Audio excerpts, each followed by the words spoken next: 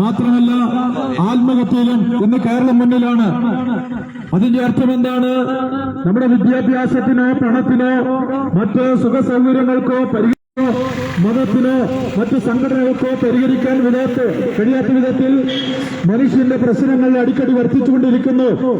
അതിന്റെ മൂലകാരണം മറ്റൊന്നുമല്ല, ലഹരി പദാർത്ഥങ്ങളുടെ ഉപയോഗമാണ്, മദ്യപാനത്തിന്റെ ഉപയോഗമാണ് എന്നുള്ള യാഥാർത്ഥ്യം നമ്മളെല്ലാവരും തിരിച്ചറിയേണ്ടത് തീർന്നിരിക്കുന്നു.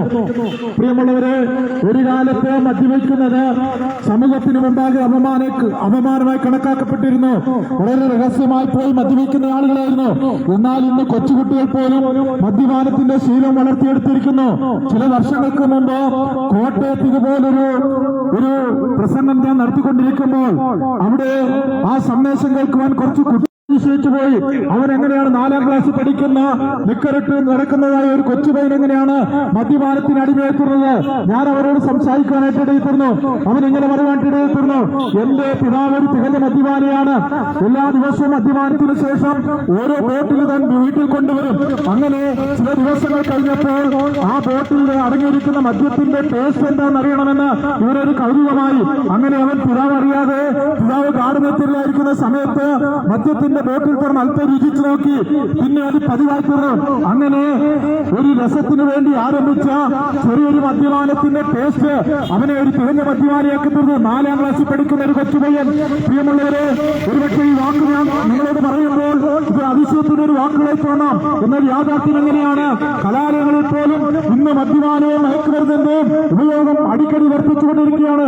നമ്മുടെ യുവതലമുറ എങ്ങോട്ടാണ് പോകുന്നത്? ഈ അടുത്ത കാലത്തായിട്ട് എത്രയോ റോഡ് ആക്സിഡന്റുകൾ, ബൈക്ക് അപകടങ്ങൾ, അത് യൗവനക്കാർ. അതുമാത്രമല്ല, പല റോഡ് അപകടങ്ങളുടെയും കാരണമെന്ന് പറയുന്നത് മദ്യപാനമാണ്. മാത്രമല്ല, ഇന്ന് അനേക കുടുംബങ്ങളും തകർന്നുകൊണ്ടിരിക്കുകയാണ്. ഞങ്ങളെ കേൾക്കുന്ന വാത്സല്യ സഹോദരങ്ങളെ, നിങ്ങൾ ആരെങ്കിലും മദ്യപാനത്തിന് അടിമയായി ജീവിതത്തിൽ അത് കരകയറാൻ കഴിയുന്നില്ല എങ്കിൽ ഞങ്ങൾക്ക് നിങ്ങളോടൊരു സന്ദേശവാർത്തയുണ്ട്. ഈ സന്ദേശത്തിന്റെ ഒടുവിൽ അതിനുള്ള മാർഗം ഞാൻ നിങ്ങളോട് പറയുന്നതായിരിക്കും. ഒരു ഭാഗത്ത് നോക്കുക, ലോകത്ത് അക്രമം, അനീതിയും, കൊലപാതകങ്ങളും മദ്യപാനവും അടിക്കടി വർദ്ധിച്ചുകൊണ്ടിരിക്കുമ്പോൾ മറുഭാഗത്ത് മനുഷ്യനെ കാരണമുകൊണ്ടിരിക്കുന്ന മാരകമായ രോഗങ്ങൾ, മാത്രമല്ല പ്രകൃതിക്ഷോഭങ്ങൾ മൂലം നിമിഷ നേരങ്ങൾ കൊണ്ട് ആയിരക്കണക്കിന് ആളുകൾ ഈ ഭൂമിയിൽ നിന്ന് തുടച്ചു നീക്കപ്പെടുന്നു. ചില മാസങ്ങൾക്ക് മുമ്പല്ലേ നമ്മുടെ കേരളത്തിലെ കണ്ണീരാട്ടിക്കൊണ്ട് വയനാട്ടിലെ സംഭവം, മണ്ണിടിച്ചില്ലെത്തിയോ നമ്മുടെ സഹോദരങ്ങൾ നടുവീഴം കൊണ്ട് ഈ ഭൂമിയിൽ നിന്ന് മാറ്റപ്പെട്ടു. അങ്ങനെ ലോകത്തിൽ അസ്വസ്ഥമായി തീർന്നുകൊണ്ടിരിക്കുന്നു. കൊലപാതകങ്ങളും അക്രമങ്ങളും പ്രകൃതിക്ഷോഭങ്ങളും മാത്രമല്ല, അനേക രാജ്യങ്ങൾ യുദ്ധങ്ങൾ കുടിമുറി കൊണ്ടിരിക്കുന്നു. ദാരിദ്ര്യം നിർമ്മാർജ്ജനം ചെയ്യാൻ കഴിയാതെ ദാരിദ്ര്യം മൂലം പട്ടിണി മരണങ്ങൾ വർദ്ധിച്ചുകൊണ്ടിരിക്കുന്നു. പ്രിയമുള്ളവരെ, നമ്മളാരും സുരക്ഷിതമല്ല എന്നുള്ള കാര്യം മറന്നു പോകരുത്. ഈ ലോകത്തിൽ എന്തൊക്കെ കാട്ടിക്കൂട്ടിയാലും, എത്രയൊക്കെ സമ്പത്തിന് ഉടമയാണെങ്കിലും, എത്രയൊക്കെ ബന്ധങ്ങളുണ്ടെങ്കിലും, രാഷ്ട്രീയ തലത്തിലോ മതപരമായ തലങ്ങളിലോ ഏതൊക്കെ തലങ്ങളിലൊക്കെ ബന്ധങ്ങളുണ്ടെങ്കിലും ഉയർച്ചയുണ്ടെങ്കിലും ഒക്കെ ഒരു കാര്യം മനസ്സിലാക്കണം, ഇതൊക്കെ താൽക്കാലിക മാത്രമാണ് സ്നേഹിത. എന്നാൽ ഞങ്ങൾ നിങ്ങളോട് ഈ സന്ദേശം പറയാനായിട്ടുണ്ട്. എന്താണ് മനുഷ്യന്റെ ഇത്തരത്തിലുള്ള പ്രശ്നത്തിന് കാരണം? വിദ്യാഭ്യാസമില്ലാത്തത് കൊണ്ടോ പണമില്ലാത്തത് കൊണ്ടോ മാത്രമാണോ? അല്ല സ്നേഹിത, ഇതൊക്കെ ഉണ്ടെങ്കിൽ എത്ര ആളുകൾ ഇന്ന് ആത്മഹത്യ ചെയ്യുന്നു? ഇതൊക്കെ ഉണ്ടായിട്ട് എത്ര ആളുകൾ മദ്യത്തിന് അടിമയായി തീർന്നു? അപ്പോൾ ഇതൊന്നും അല്ല പ്രശ്നത്തിന് കാരണം എന്ന് പറയുന്നത്. നമുക്കറിയാം, നമ്മുടെ അടുത്തുള്ള കോട്ടയം മെഡിക്കൽ കോളേജിൽ നമ്മൾ രോഗിയായി അവിടെ കടന്നു ചെല്ലുമ്പോൾ നാം പറയുന്നത് കേട്ട് അവിടുത്തെ ഡോക്ടർമാർ ഉടനടി മരുന്ന് തരികയില്ല. പ്രസ്തുത അവർ ടെസ്റ്റ് ചെയ്ത് രോഗത്തിന്റെ അടിസ്ഥാനം എന്തെന്ന് കണ്ടുപിടിച്ച് അതിന് തക്കതായി ചികിത്സ ആരംഭിക്കും. എന്നതുപോലെ മനുഷ്യന്റെ പ്രശ്നത്തിന് പ്രതിവിധി മദ്യപാനമല്ല സ്നേഹിത, മയക്കുമരുന്നിന്റെ ഉപയോഗമല്ല. മാത്രമല്ല, ഇന്ന് കേരളത്തിൽ ആത്മഹത്യ അടിക്കടി വർദ്ധിച്ചുകൊണ്ടിരിക്കുന്നു. പ്രായഭേദമെന്ന എത്ര ആളുകൾ ഒരു പ്രശ്നത്തിന് പരിഹാരം കാണുവാൻ കഴിയാതെ വരുമ്പോൾ, പ്രേമനൈരാശ്യം വരുമ്പോൾ, സാമ്പത്തിക കടക്കണി ഉണ്ടാകുമ്പോൾ ആത്മഹത്യ തെരഞ്ഞെടുക്കുന്നു. മുന്നോട്ട് പോകാൻ വഴി കാണുന്നില്ല. ഇതൊന്നും പ്രശ്നത്തിന് പരിഹാരമല്ല സ്നേഹിത. എന്നാൽ പ്രശ്നത്തിന് പരിഹാരമുണ്ട്. അത് മറ്റൊന്നുമല്ല, ഞങ്ങൾ ഉയർത്തിക്കാട്ടുന്ന, ഞങ്ങൾ പ്രസംഗിക്കുന്ന കർത്താവായ യേശു ക്രിസ്തുവിന് മാത്രമേ ലോകത്തിലുള്ള സകല മനുഷ്യന്റെ പ്രശ്നത്തിന് പരിഹാരം കാണുവാൻ കഴിയത്തുള്ളൂ. കാരണം എന്തെന്ന് പറഞ്ഞു കഴിഞ്ഞാൽ, യേശു ക്രിസ്തു ആരാണ്? യേശു ക്രിസ്തു ഒരു മത നേതാവല്ല. ഒരു പ്രത്യേക സമൂഹത്തിന് വേണ്ടി, ഒരു പ്രത്യേക മതത്തിന് വേണ്ടി ഈ ലോകത്തിൽ കടന്നു വന്നതല്ല. കർത്താവായ യേശു ക്രിസ്തു ആരാണ്? ഇന്നേക്ക് 2024 വർഷങ്ങൾക്ക് മുമ്പ് യഹൂദിലെ വേദനമേൽ സ്വർഗത്തിലെ സകല ബഹുമതികളും വിട്ട് ഈ താണഭൂമിയിലേക്ക് യഹൂദിലെ വേദനമേൽ മനുഷ്യനെ അവതരിച്ചു. നമുക്കറിയാം, ചില നാളുകൾ കഴിയുമ്പോൾ ഡിസംബർ 25 ലോകമെമ്പാടും യേശു ക്രിസ്തുവിന്റെ ജന്മദിനം കൊണ്ടാടുകയാണ്.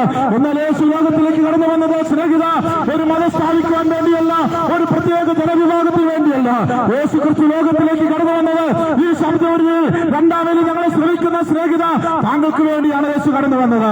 താങ്കളുടെ പ്രശ്നത്തിന് പരിഹാരം നൽകുവാൻ, മദ്യപാനത്തിനും മയക്കുമരുന്നിനും ആത്മഹത്യയ്ക്കും മറ്റൊന്നിനും പരിഹരിക്കുവാൻ കഴിയാത്ത താങ്കളുടെ പ്രശ്നത്തിന് പരിഹാരം നൽകുവാനും വേണ്ടിയാണ് യേശു ക്രിസ്തു ലോകത്തിലേക്ക് കടന്നു വന്നത്.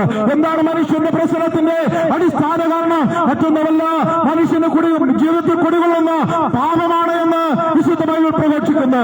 ജന്മം കൊണ്ടും കർമ്മം കൊണ്ടും മനുഷ്യൻ പാപികളാണ് എന്ന് വിശുദ്ധ ബൈബിൾ ഉറക്കെ പ്രഖ്യാപിക്കുന്നു. മനുഷ്യൻ പാപത്തിൽ ജനിച്ചു, പാപത്തിൽ ജീവിക്കുന്നു. അതുകൊണ്ട് ദൈവമായിട്ടുള്ള ബന്ധം മനുഷ്യന് അകന്നു പോകാൻ ഇടയായിട്ടുണ്ട്. നമുക്കറിയാം, വിശുദ്ധ ബൈബിൾ ഇങ്ങനെ പറയുന്നു, ദൈവം നിലത്തെ പൊടി കൊണ്ട് മനുഷ്യനെ സൃഷ്ടിച്ച് അവന്റെ മൂക്കിൽ ജീവശ്വാസം ഊതി. സ്നേഹിത, നമ്മളെല്ലാവരും ദൈവത്തിന്റെ സൃഷ്ടികളാണ്. ദൈവത്തിന്റെ സ്വരൂപത്തിലെ സാദൃശ്യവും നാം സൃഷ്ടിക്കപ്പെട്ടവരാണ്. എന്നാൽ ആദ്യ മാതാപിതാക്കളായ ആദമും ഹവ്വയും പാപം ചെയ്തതിന്റെ ഫലമായി ദൈവികമായ ബന്ധം അവർ നഷ്ടപ്പെടുത്തുവാനായിട്ട് ഇടയായിത്തീർന്നു. അങ്ങനെ മനുഷ്യ പാപികളായിത്തീർന്നു. ദൈവത്തിന്റെ ബന്ധം നഷ്ടപ്പെട്ടുപോയി. സ്നേഹിത, പാപത്തിൽ ജീവിക്കുന്ന മനുഷ്യ ഒരിക്കലും നമ്മുടെ കർമ്മങ്ങളോ നമ്മുടെ തീർത്ഥാടനങ്ങളോ പുണ്യകർമ്മങ്ങളോ നമ്മുടെ പാപത്തിന് ശാശ്വതമായ പരിഹാരം നൽകുവാൻ കഴിയത്തില്ല. എന്നാൽ ഇന്നേക്ക് 2024 വർഷങ്ങൾക്ക് മുമ്പ് മനുഷ്യനെ അവതരിച്ച യേശു ക്രിസ്തു നമ്മുടെ പാപങ്ങൾക്ക് പകരമായി നാം മരിക്കേണ്ട സ്ഥാനത്ത്, നാം ദൈവിക ശിക്ഷയേക്കേണ്ട സ്ഥാനത്ത് നമുക്ക് പകരമായി കാൽവരി ക്രൂശിൽ യാഗമായി തീർന്നു. യേശുവിന്റെ മരണം ഒരു കൊലപാതകമല്ലായിരുന്നു. യേശുവിന്റെ മരണം എന്ന് പറയുന്നത് ഒരു പ്രായശ്ചിത്ത മരണമായിരുന്നു. എന്തിനു വേണ്ടിയുള്ള പ്രായശ്ചിത്ത മരണം? ലോകത്തിലുള്ള സകല മനുഷ്യന്റെ പാപത്തിന് പരിഹാരം വരുത്തുവാൻ. മനുഷ്യന്റെ ക്രിയകളോ കർമ്മങ്ങളോ എല്ലാം പരാജയപ്പെട്ടപ്പോൾ ദൈവം തന്നെ നമ്മുടെ പാപത്തിന് പകരമായി യാഗമായി തീർന്നു. അതാണ് കർത്താവായ യേശു ക്രിസ്തു. സ്നേഹിത, യേശു മരിച്ചത് താങ്കൾക്ക് വേണ്ടിയാണ്. താങ്കളുടെ പാപത്തിന് പരിഹാരമാണ്. താങ്കളുടെ പ്രശ്നത്തിന് പരിഹാരം നൽകുവാൻ മദ്യപാനോ മയക്കുമരുന്നോ മറ്റൊന്നും പരിഹാരമല്ല. സ്നേഹിത, യേശുവിന്റെ അടുക്കലേക്ക് കടന്നു വരിക. നമ്മുടെ പാപങ്ങളെ ഏറ്റെടുത്തുകൊണ്ട് കാൽവരി ക്രൂശിൽ മരിച്ച് കല്ലറിൽ അടക്കപ്പെട്ട് മരണത്തെ അതിജീവിച്ച് 3-ാം നാൾ ഉയർത്തെഴുന്നേറ്റ് ഇന്നും ജീവിക്കുന്ന കർത്താവായ യേശു ക്രിസ്തുവിന് താങ്കളുടെ പ്രശ്നത്തിന് പരിഹാരം നൽകുവാൻ കഴിയും. യേശുവിന്റെ രക്തം സകല പാപം പോക്കി നമ്മെ ശുദ്ധീകരിക്കുന്നു. ഒരിക്കൽ മരിക്കുകയും പിന്നെ ന്യായവിധി സകല മനുഷ്യർക്ക് നിർമ്മിച്ചിരിക്കുന്നു. സ്നേഹിത, മരണം കൊണ്ട് ജീവിതം അവസാനിക്കുന്നില്ല. മരണത്തിനപ്പുറം ഒരു ജീവിതമുണ്ട്. പലരും ചിന്തിക്കുന്നത് മരണം കൊണ്ട് എന്റെ ജീവിതം അവസാനിക്കും, അതുകൊണ്ട് എങ്ങനെയെങ്കിലും എനിക്ക് ജീവിച്ചാൽ മതി എന്നാണ്. എന്നാൽ സ്നേഹിത, വിശുദ്ധമായി പറയുന്നത് മരണം കൊണ്ട് ജീവിതം അവസാനിക്കുന്നില്ല. മരണത്തിനപ്പുറം ഒരു ജീവിതമുണ്ട്. കർത്താവായ യേശു പറഞ്ഞു, ഞാൻ തന്നെ വഴിയും സത്യവും ജീവനുമാകുന്നു. എന്നിൽ വിശ്വസിക്കുന്നവൻ മരിച്ചാലും ജീവിക്കും. കർത്താവായ യേശു ക്രിസ്തുവിൽ വിശ്വസിക്കുക, എന്നാൽ നീയും നിന്റെ കുടുംബവും രക്ഷ പ്രാപിക്കും. ആകാശത്തിന്റെ കീഴിൽ ഭൂമിയിൽ മനുഷ്യരുടെ രക്ഷയ്ക്ക് വേണ്ടി യേശുവല്ലാതെ മറ്റൊരു നാമമില്ല. അങ്ങനെയെങ്കിൽ സ്നേഹിത, ചോദിക്കട്ടെ, മരണം എന്ന യാഥാർത്ഥ്യം ഇന്ന് രാത്രി അല്ലെങ്കിൽ ഈ നിമിഷം താങ്കളെ മാടി വിളിക്കുമ്പോൾ താങ്കളുടെ നിത്യത എവിടെ ചെലവഴിക്കും? മരണത്തിനപ്പുറമായ ഒരു ജീവിതത്തെക്കുറിച്ച് നിങ്ങൾ ചിന്തിച്ചിട്ടുണ്ടോ?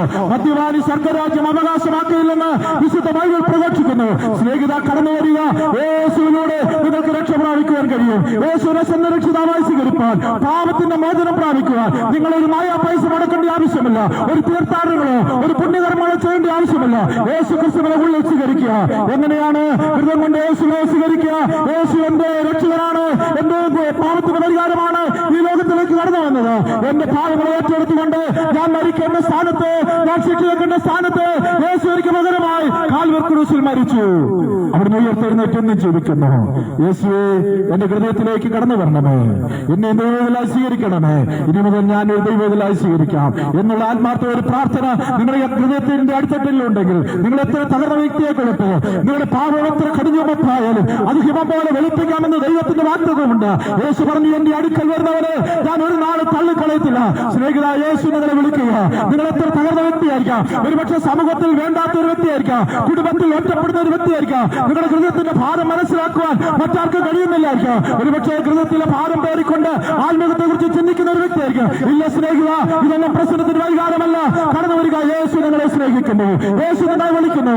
അധ്വാനിക്കുന്നവരും ഭാരം ചുമക്കുന്നവരുള്ളവരെ നിങ്ങൾ എല്ലാവരും എന്നെ എടുക്കുന്നവരുമേ, ഞാൻ നിങ്ങളെ ആശ്വസിപ്പിക്കാമെന്ന് കർത്താവ് യേശു ക്രിസ്തുവിന്റെ വാഗ്ദത്തമാണ്.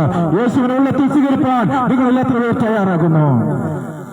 അങ്ങനെയെങ്കിൽ നിങ്ങളായിരിക്കുന്ന ഇടങ്ങളിൽ ശാന്തമായ ഹൃദയത്തിൽ കർത്താവായ യേശുവിനെ സ്വീകരിക്കുവാൻ തയ്യാറാകുമോ? സ്നേഹിത, മരണമെന്ന യാഥാർത്ഥ്യം നിഴൽ പോലെ മനുഷ്യന്റെ ജന്മം മുതൽ കൂടെയുണ്ട്. അടുത്ത നിമിഷം നമ്മൾ മരിച്ചു കഴിഞ്ഞാൽ നിത്യതയോടെ ചെലവഴിക്കും. പാപത്തിൽ മരിച്ചാൽ ഒരിക്കലും ആ സ്വർഗരാജ്യം അവകാശമാക്കാൻ കഴിയത്തില്ല കേട്ടോ. നിത്യമായ നരകത്തിൽ അകപ്പെട്ടു പോയി നമ്മളെ എവിടുന്ന് രക്ഷിക്കുവാൻ ലോകത്തിൽ ആർക്കും കഴിയത്തില്ല. ജീവിച്ചിരിക്കുമ്പോൾ ഇപ്പോഴാകുന്ന സുപ്രസാദകാലം, ഇപ്പോഴാകുന്ന രക്ഷാദിവസം ഈ കർത്താവായ യേശു ക്രിസ്തുവിനെ സ്വന്തം രക്ഷിതാവായി സ്വീകരിപ്പാൻ ഞങ്ങൾ നിങ്ങളെ ആഹ്വാനം ചെയ്യുകയാണ്. പ്രിയമുള്ളവരെ, ഈ ലോകത്തിൽ കാണുന്ന യുദ്ധങ്ങളും യുദ്ധശുദ്ധികളും പട്ടിണി ക്ഷാമങ്ങളും ഒക്കെ കാണിക്കുന്ന ഒരു യാഥാർത്ഥ്യമുണ്ട്. ഒരിക്കൽ പാപത്തിന് പരിഹാരം വരുത്തുവാൻ ഈ ലോകത്തിലേക്ക് കടന്നു വന്ന കർത്താവായ യേശു ക്രിസ്തു പാപം കൂടാതെ തന്റെ ഭക്തന്മാർക്ക് വേണ്ടി അവരെ തന്നിലേക്ക് ചേർക്കുവാൻ വേണ്ടി യേശു ക്രിസ്തു മടങ്ങി വരുന്നു. അതിനുള്ള ലോക സംഭവങ്ങളാണ് ഇന്ന് നമ്മൾ വാർത്തകളിലൂടെ കണ്ടും കേട്ടുമിരിക്കുന്നത്. കർത്താവായ യേശു ക്രിസ്തുവിന്റെ വരവെങ്കിൽ നിങ്ങൾ ഒരുങ്ങിയിട്ടുണ്ടോ? കൈവിടപ്പെട്ടു പോയാൽ അവിടെ നമ്മളെ രക്ഷിക്കുവാൻ ആർക്കും കഴിയത്തില്ല. എത്രയോ ഭയാനകരമായ ഒരു സംഭവമാണ്. യുവാക്കളെ, ബിസിനസ്സുകാരെ, ഡ്രൈവർമാരെ, നാട്ടുകാരെ, പ്രിയപ്പെട്ട സ്നേഹിതന്മാരെ, കർത്താവായ യേശു നിങ്ങളെ വിളിക്കുകയാണ്. ഈ ഒരു അവസരം നിങ്ങൾ നഷ്ടപ്പെടുത്തി കഴിഞ്ഞാൽ ഒരുപക്ഷെ നിങ്ങളുടെ ജീവിതത്തിൽ ഒരിക്കലും ആമേൻ തിരിച്ചു കിട്ടുവാൻ കഴിയത്തില്ല.